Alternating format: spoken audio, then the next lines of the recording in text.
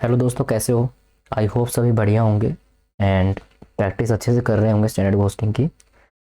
And मैं just go through कर रहा था प्रैक्टिकल क्वेश्चंस के थ्रू, मतलब प्रैक्टिकल क्वेश्चंस की तरफ कि अगर इनमें से कोई इंपॉर्टेंट है तो वो हम कवर करें, क्योंकि ऑलमोस्ट जो इलस्ट्रेशन हम कवर कर चुके हैं ना, ऑलमोस्ट क्वेश्चन सभी प्रैक्टिकल भी वैसे ही हैं, कोई ज़्यादा डिफरेंस नहीं है।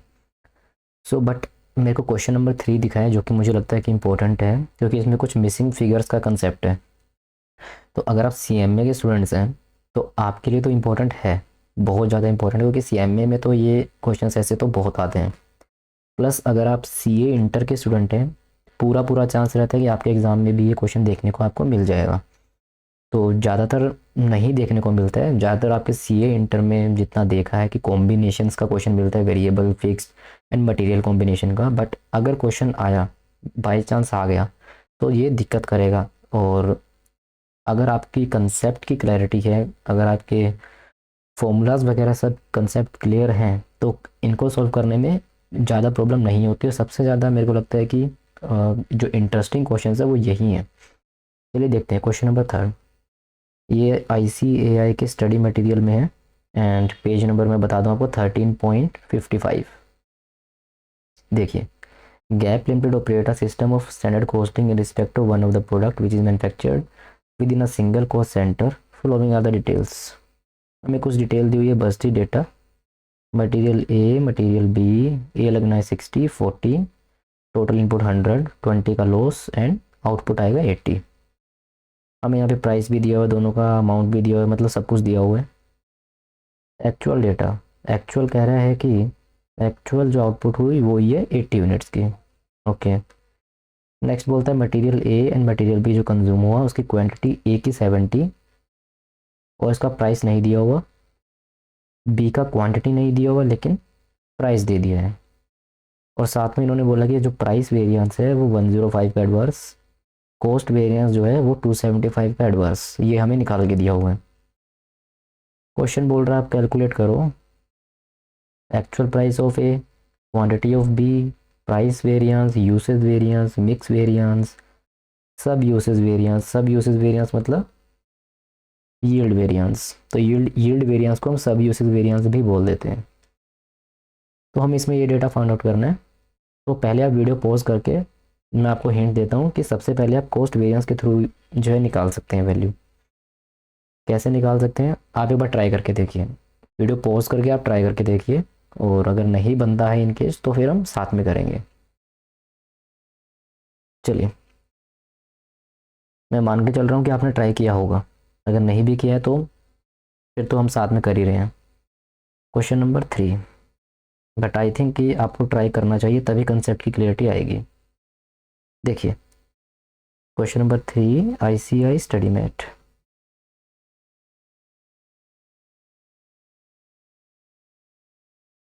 इन तरह के क्वेश्चन को जिनमें मिसिंग फिगर्स है, सबसे पहले हमें हमारा जो कंसेप्ट है, हमें हमारी टेबल बना लेनी है। जैसे ही वो टेबल बनेगी, हमें सब कुछ जो है ईजिली सिंप्लीफाई वे में समझ में आने लगेगा कि कहाँ से क्या इन्फॉर्मेशन हमें मिल गई है, क्या बाकी है।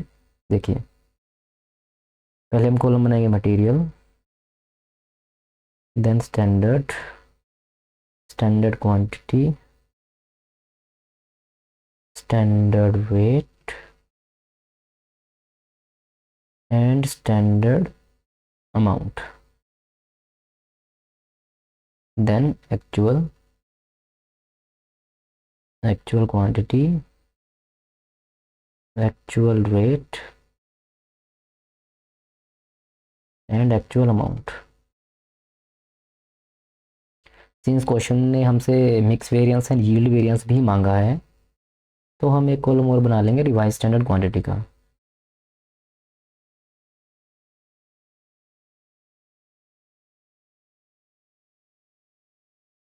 देखिए, क्वेश्चन ने बोला हमारे पास दो मटेरियल है, material A and material B. जो डेटा मुझे दिया हुआ है मैं फटाफट से इस टेबल में पुट कर लेता हूँ, ताकि मुझे और अच्छे से क्लियरिटी है कि क्या मिसिंग है, क्या अवेलेबल है। स्टैंडर्ड बता दिया 60/40, तो स्टैंडर्ड दिया हुआ है कि 60 and 40।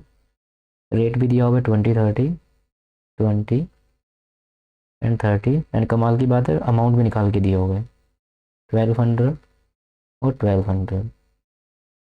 टोटल 2400, टोटल 100, इसमें से कुछ लॉसेस हुए हैं।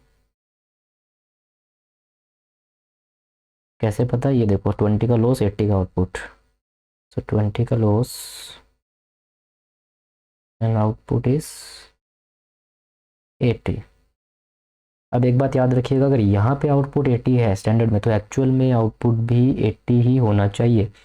इन केस अगर मेरा एक्चुअल आउटपुट 80 नहीं है, तो मुझे स्टैंडर्ड दोबारा से निकालना पड़ेगा। ये आपने सीखा हुआ है ऑलरेडी, मैंने आपको बताया था कैसे निकालेंगे। कैसे निकालते, अगर मान के चलो ये मेरा 85 होता, ये मेरा 85 होता, तो मेरी जो स्टैंडर्ड की फिगर है वो चेंज हो जाती है। कैसे, 60 का इनपुट मैंने दिया 80 के आउटपुट के लिए, 60 का इनपुट 80 के आउटपुट के लिए, तो मैं कैसे निकालता इसको, 60/80, तो 85 के लिए कितना,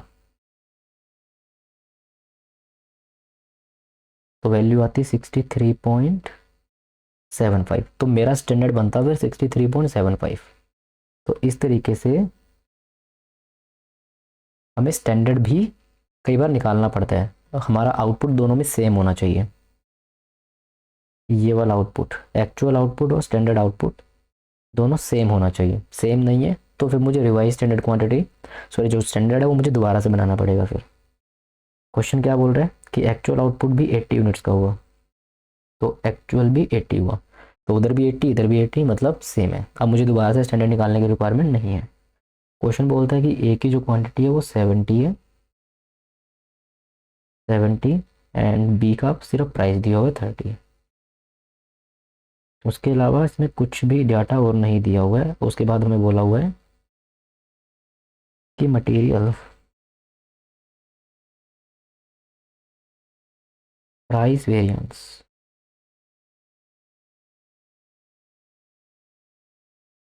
हमें मटेरियल प्राइस वेरिएंस दिया हुआ है 105 पे एडवर्स।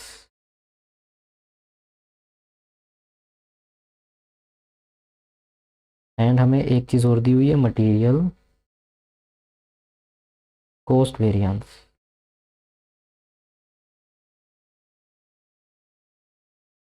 मुझे कॉस्ट वेरिएंस दिया हुआ है 275 का एडवर्स।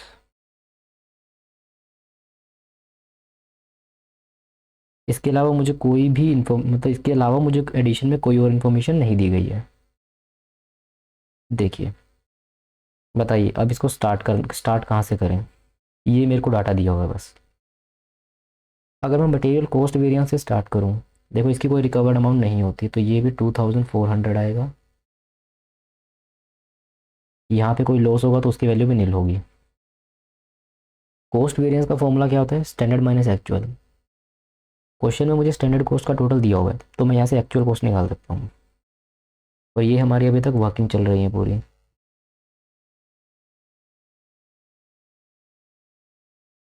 तो मैं यहाँ से क्या कैलकुलेट कर सकता हूँ पहले,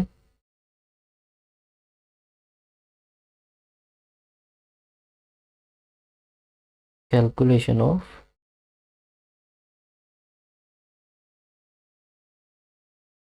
एक्चुअल कॉस्ट। सो मेरा जो मटेरियल कॉस्ट वेरिएंस का क्या फॉर्मूला होता है,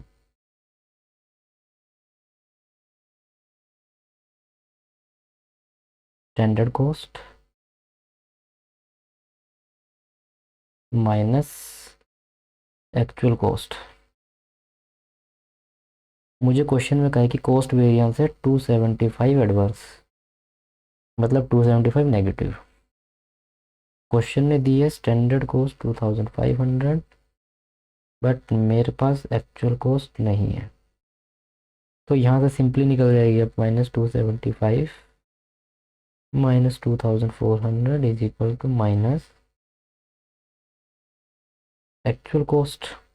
2400 उधर जाके माइनस में जाएगा, तो 2400 plus 275 -2675 is equal to minus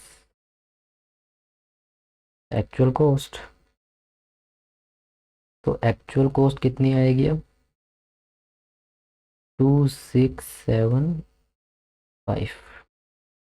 तो मतलब मुझे यहाँ से ये मिल गया कि एक्चुअल जो कॉस्ट हुई है टोटल 2675।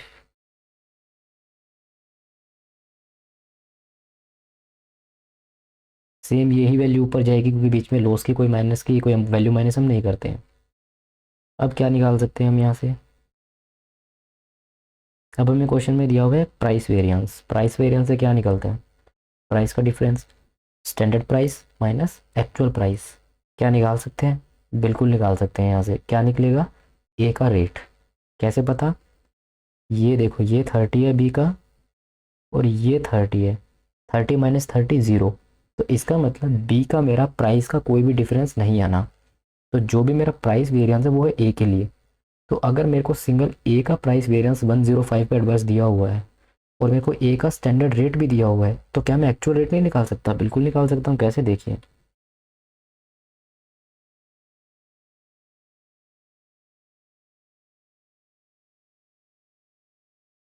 कैलकुलेशन ऑफ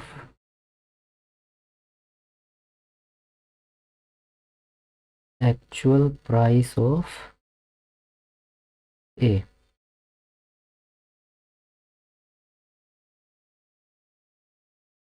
अब देखिए आपका फॉर्मूला क्या होता है? Material price variance.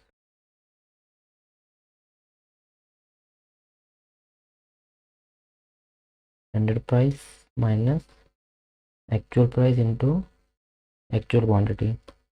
अगेन मैं रिमाइंड करा रहा हूँ, जहाँ पे प्राइस की बात हो वहाँ एक्चुअल क्वांटिटी से मल्टीप्लाई होता है ना हो।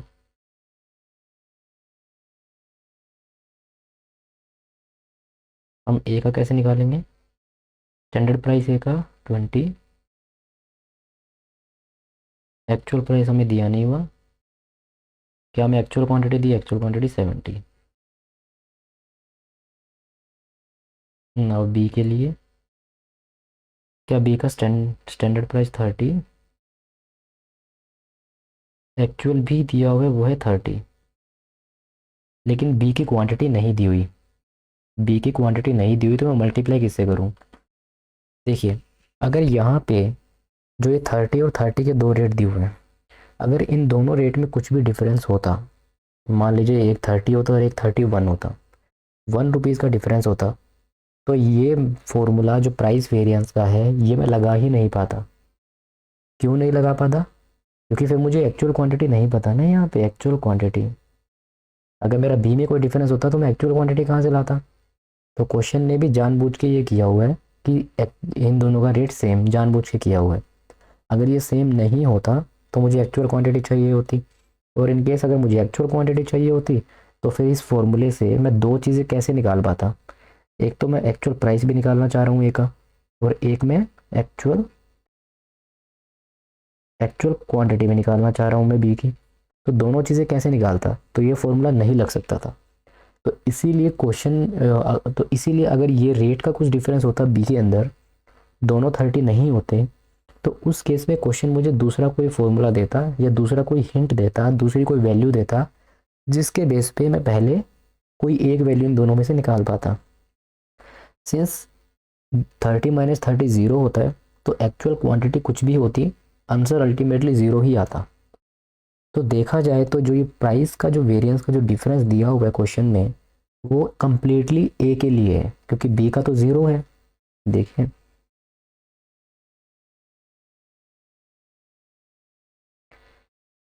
देखिए 20 minus A P into 70 is equal to, और अगर मैं यहाँ पे इसको अगर मैं मल्टीप्लाई करता, पहले बी को देखिए, ज़ीरो होता क्योंकि 30 माइनस 30 होता ज़ीरो। एक्चुअल क्वांटिटी कुछ भी होती मल्टीप्लाई करता आंसर ज़ीरो आता। अब यहाँ पे क्या होगा हमारा? तो 70 into 20 that is 1400 minus 70 A P, और इन दोनों का टोटल प्राइस वेरिएंस आता है 105 नेगेटिव, नेगेटिव 105। तो क्या मैं 1400 minus 70 A P plus 0 is equal to -105 से क्या मैं एक्चुअल प्राइस नहीं फाइंड आउट कर सकता? बिल्कुल कर सकता हूँ। तो -70 AP इज इक्वल टू -105 -1400। तो -70 AP इज इक्वल टू 1400 प्लस 105 1505 माइनस, तो AP कैसे AP निकल जाएगा 1505 डिवाइड बाई 70 विच इज़ 21.5।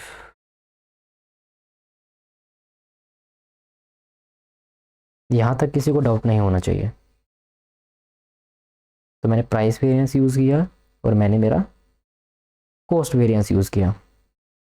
देखिए अब ये क्वेश्चन बिल्कुल सिंपल है। अब मुझे एक्चुअल प्राइस 21.5 मिल गया है ए का, तो मैं यहाँ पुट कर देता हूँ कि ए का प्राइस जो है 21.50 है। तो 21.5 इंटू 70 विच गिव्स अस 1505। अगर मैं 2675 में से 1505 माइनस करूँ तो बैलेंसिंग फिगर आ जाएगा 1170, और 1170 डिवाइड बाई 30 करूँगा तो मेरे को नंबर ऑफ यूनिट्स यहाँ मिल जाएंगी। तो 39 प्लस 70 विच इज़ 109। और अब इन दोनों को जो बीच का डिफरेंस है 109 एंड 80 का, 29 का बैलेंसिंग फिगर ये मेरा आ जाएगा normal loss. This is balancing figure. अब क्योंकि रिवाइज स्टैंडर्ड क्वांटिटी की भी बात चल रही है तो हम साथ ही साथ इसे भी काउंट कैलकुलेट कर लेते हैं। ये कैसे निकलता है? Total quantity actual quantity that is 109 divide by, मुझे इसे करना है स्टैंडर्ड के रेशो में, तो डिवाइड बाय 100 इंटू 60। तो ये कितना आया? 109 डिवाइड बाई 100 इंटू 60, तो यह है 65.4। सिमिलरली इसके लिए भी ऐसे निकलेगा 109 डिवाइड बाई 100 इंटू 40,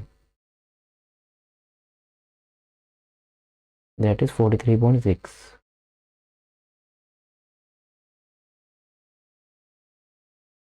हमेशा याद रखिएगा जो वैल्यू लेते हैं हम रिवाइज स्टैंडर्ड क्वांटिटी निकालने के लिए, वो हमेशा ये वाले लेते हैं, लॉस से पहले वाली, कभी लॉस के बाद वाली नहीं, लॉस से पहले वाली लीजिएगा।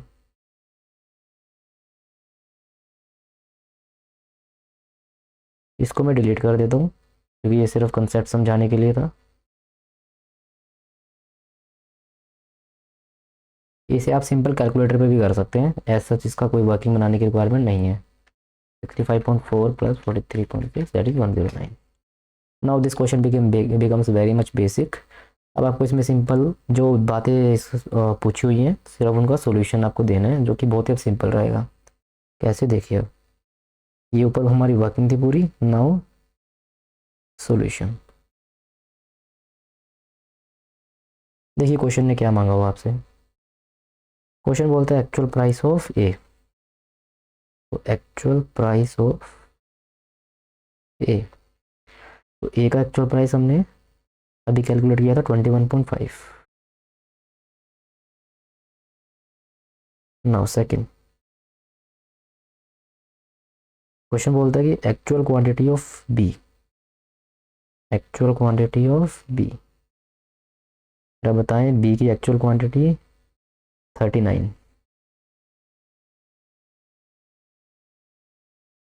Now next material price variance, material price variance,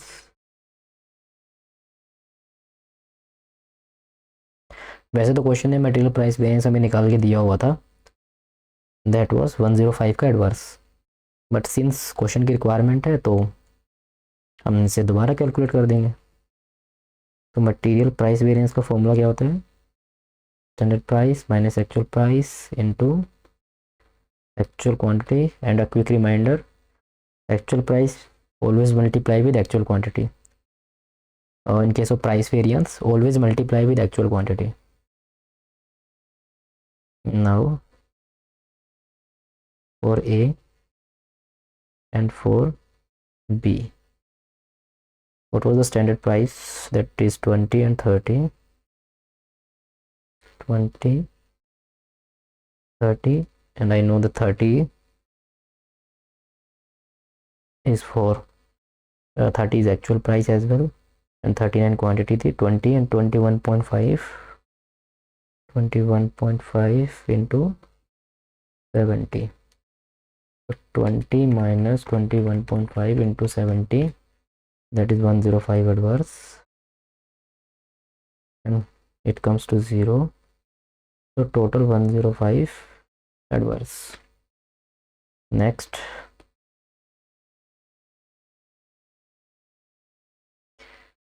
question ने हमसे मांगा है यूसेज वेरिएंस. तो material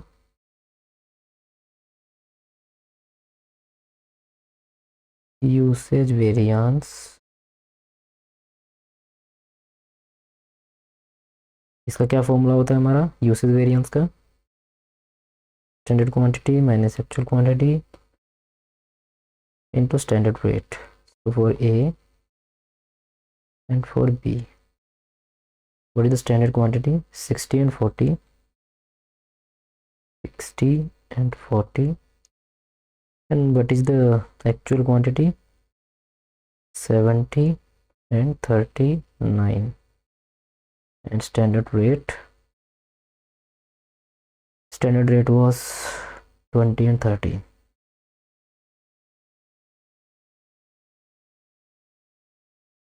Let's see, 60 minus 70 into 20, that is 200 adverse. 40 minus 39 into 1, that is 30 favorable. The usage variance is 170 adverse.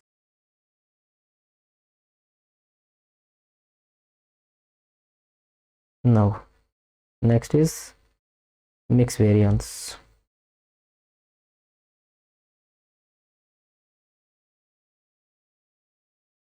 Material mix variance.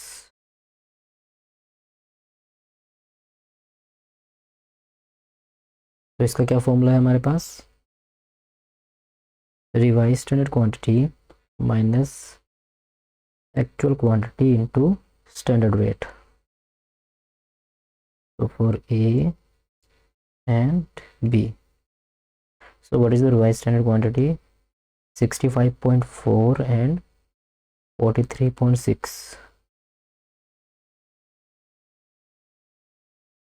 43.6. And what is the actual quantity? Actual quantity 70 and 39.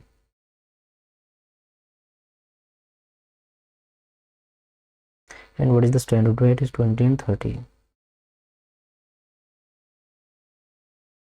65.4 minus 70 into 20, that is 92 adverse. And 43.6 minus 39 into 30, that is 138 favorable. So total comes to 46 favorable. So mix variance, and the last one is the usage variance.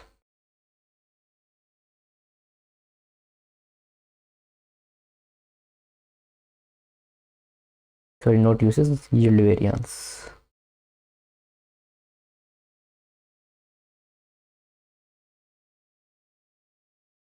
What is the formula for the yield variance? Standard quantity minus revised standard quantity into standard rate. So for A and for B, what is the standard quantity? 60 and 40. And what is the revised standard quantity? 65.4 and 43.6. And standard rate is 20 and 30. Now let's multiply 60 minus 65.4 into 20, that is 108 adverse. Next is 40 minus 43.6 into 30, that is 108 adverse.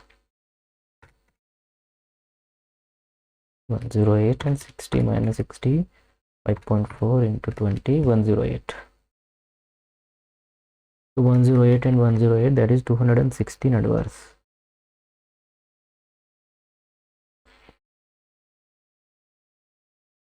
तो ये हमारा illustration, sorry question number 3 जो है वो complete हो गया है।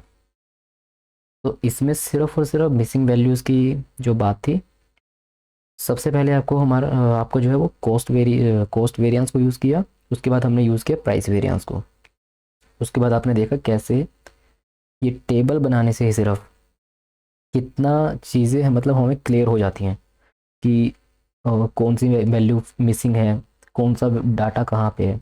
तो ये टेबल आप ज़रूर क्वेश्चन सॉल्व करने से पहले बनाइएगा, तब आपको अच्छे से क्लैरिटी आएगी कि कहीं आप कोई पार्ट तो स्किप नहीं कर रहे हैं, या कौन सा डाटा कहाँ से आपको मिल सकता है।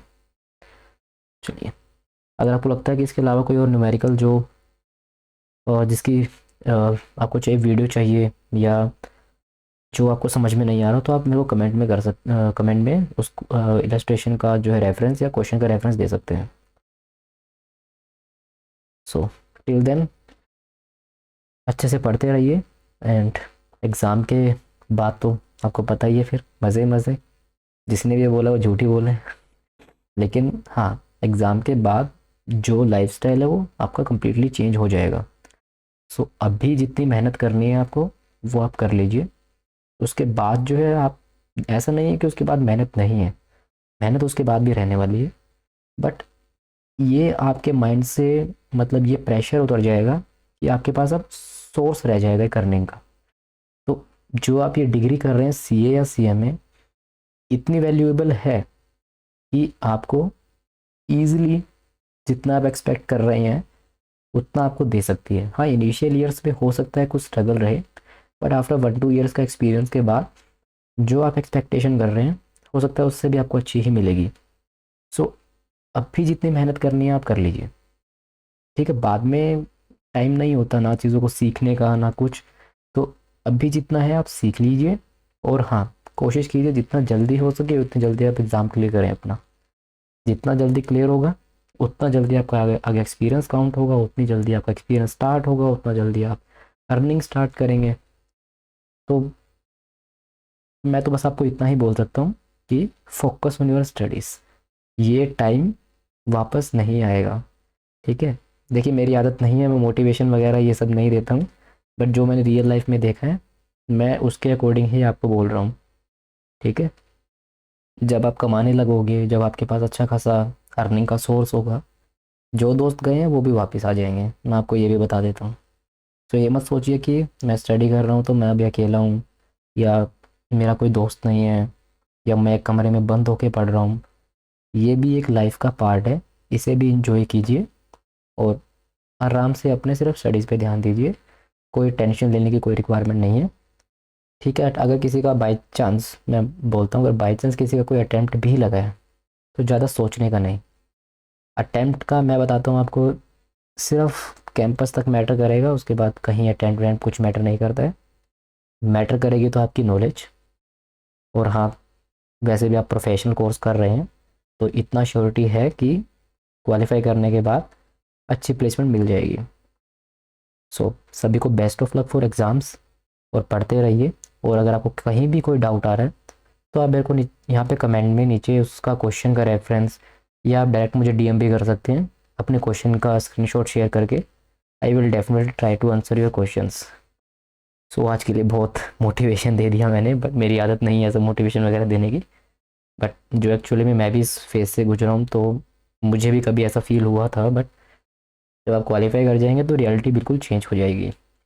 तो चलिए, इसी के साथ हम इस लेक्चर को करते हैं एंड कोई भी डाउट वगैरह है तो आप कमेंट में बता सकते हैं। प्लस आपको लगता है कि वीडियो यूज़फुल है, हेल्पफुल है, तो आप जो है चैनल को सब्सक्राइब भी कर सकते हैं। Till then, thank you so much.